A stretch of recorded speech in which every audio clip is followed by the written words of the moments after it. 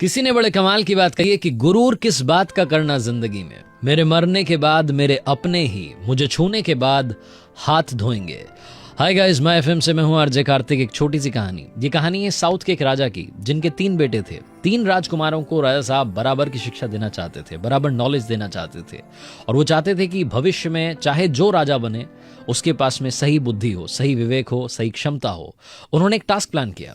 राजकुमारों को दरबार में बुलाया गया और राजा साहब ने ऐलान किया कि आप तीनों को, हमारे राज्य में एक पेड़ नहीं है, उस पेड़ को ढूंढने के लिए, देखने के लिए कैसा दिखता है जाना है, और वो आपको पास के राज्यों में मिल सकता है। उसके बाद में वापस आकर के हमें बताना है कि वो कैसा दिखता है। लेकिन एक शर्त है, आप तीनों को 4-4 महीने के अंतराल में जाना है, गैप में जाना है। तो राजकुमारों ने पूछा कि पिताजी कौन सा पेड़ है जिसे देखने के लिए जाना है। तो राजा ने कहा कि आपको नाशपाती का पेड़ ढूंढने के लिए जाना है।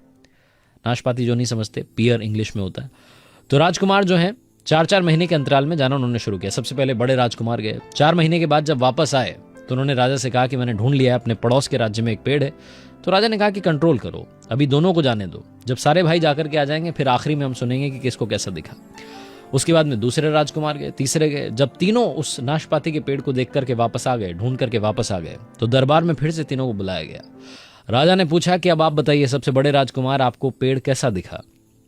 सबसे बड़े वाले बेटे ने कहा कि पिताजी, जो मुझे पेड़ दिखा है वो पास के राज्य में है और वो नाशपाती का है, मैंने वहां पर कंफर्म किया, लेकिन वो सूखा था, उसमें पत्तियां नहीं थी, टेढ़ा मेढ़ा सा था, उस पर फल भी नहीं थे। मतलब मुझे तो लगा कि क्यों ही आपने भेजा है।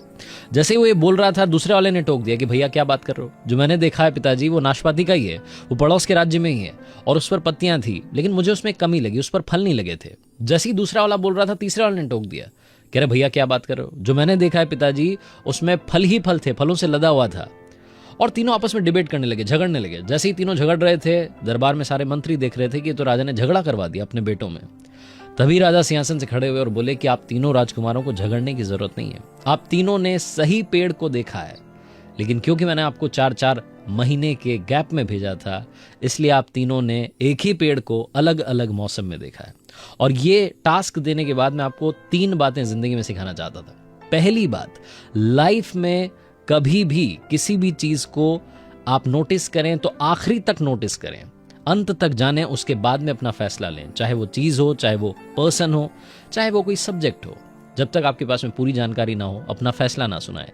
दूसरी चीज उन्होंने कहा, राजा साहब ने अपने राजकुमारों से, कि इस पेड़ को जब आपने अलग अलग मौसम में देखा तो शिक्षा ये मिलती है कि लाइफ में हम हर किसी को अपने हिसाब से जज करते हैं। हो सकता है उस वक्त उसकी जिंदगी में कुछ और चल रहा हो। और तीसरी सबसे बड़ी चीज जो राजा ने अपने राजकुमारों को सिखाई वो थी कि जिस तरीके से पेड़ हर मौसम में बदल रहा था, इंसान की जिंदगी भी उसी तरीके से बदलती है। कभी उसमें फल लदे होते हैं, कभी वो सूखे पेड़ की तरह होती है, और कभी उसमें सिर्फ पत्तियां होती है। जिंदगी में हर मौसम को एंजॉय करना शुरू करो, तभी आपकी जिंदगी में खुशियां रहेंगी। 3 बातों वाली ये छोटी सी कहानी लाइफ में बहुत बड़ी बात सिखाती है। इन 3 बातों के साथ में कर दिखाओ कुछ ऐसा कि दुनिया करना चाहे आपके जैसा। याद रखिए, अगर आप कुछ अच्छा सुन रहे हैं तो आप माय एफएम सुन रहे हैं।